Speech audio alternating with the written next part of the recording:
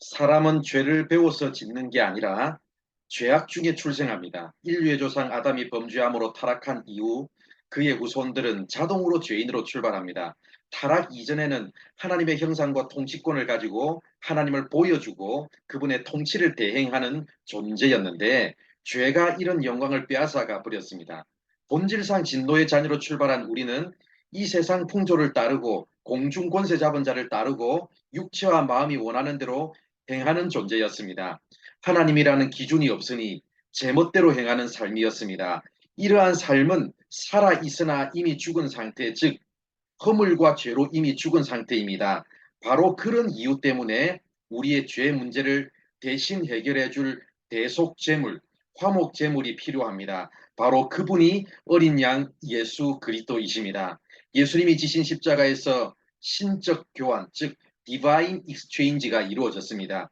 예수님이 대신 징벌을 받음으로 우리가 용서를 받고 예수님이 대신 채찍에 맞음으로 우리가 낫게 되고 예수님이 대신 죄를 지심으로 우리가 의롭게 되고 예수님이 대신 죽으심으로 우리가 생명을 얻게 되고 예수님이 대신 가난하게 되심으로 우리가 부요하게 되고 예수님이 대신 수치를 당하심으로 우리가 영광에 이르게 되고 예수님이 대신 거절당함으로 우리가 하나님의 자녀로 영접되고 예수님이 대신 저주를 받으심으로 우리가 복을 받게 되었습니다. 신적 교환을 다시 정리해 보면 예수님이 십자가로 우리와의 즐거운 교환을 하심으로 예수님은 우리의 죄된 인격을 자신에게 입히시고 자신의 무죄하고 승리하시는 품격을 우리에게 주셨습니다. 이것을 입고 단장한 우리는 율법의 저주에서 해방되었습니다.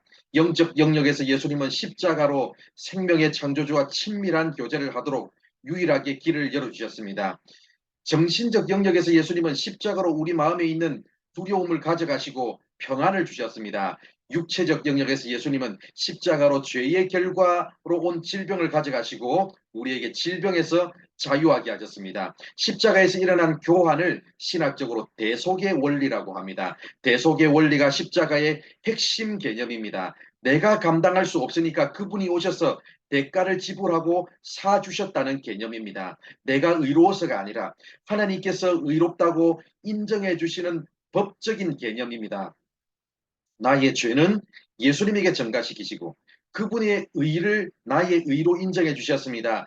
내가 거룩해서 나를 거룩하다고 하시는 게 아니고 하나님께서 우리를 거룩하다고 인정해 주셨기 때문에 그때부터 거룩해져 가는 성화의 삶이 시작됩니다. 이제 우리는 십자가 앞으로 죄와 사망의 형벌을 지고 들어갔다가 용서와 평안을 안고 돌아옵니다. 상처와 열등감을 가지고 들어갔다가 치유와 자존감을 안고 돌아옵니다. 죄책감을 가지고 들어갔다가 자유함을 가지고 돌아옵니다.